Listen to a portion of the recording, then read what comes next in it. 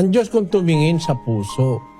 Kaya, huwag mo intindihin kung ano ang tingin nila sa'yo. Ang mahalaga, yung puso mo, malinis sa paningin ng Diyos kasi ang Diyos ang tumitingin sa puso.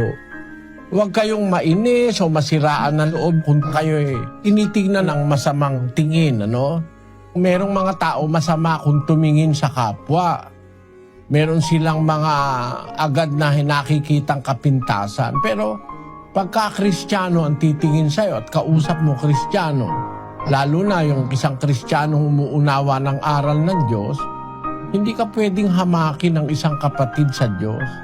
Parang panghahama kasi sa kapwa yung sabihin mong pangit yung kapwa mo tao eh. Kasi pangit man ang itsura ng tao, may maganda sa tao eh. Kasi ang tao nila lang sa wangis ng Diyos. Hindi natin dapat hamakin ang tao sa kanyang itsura.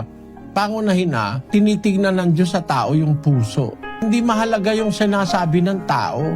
Ang mahalaga kung kilala ka ng Diyos at nakikilala mo siya, yung relasyon mo sa Diyos ang mahalaga ron.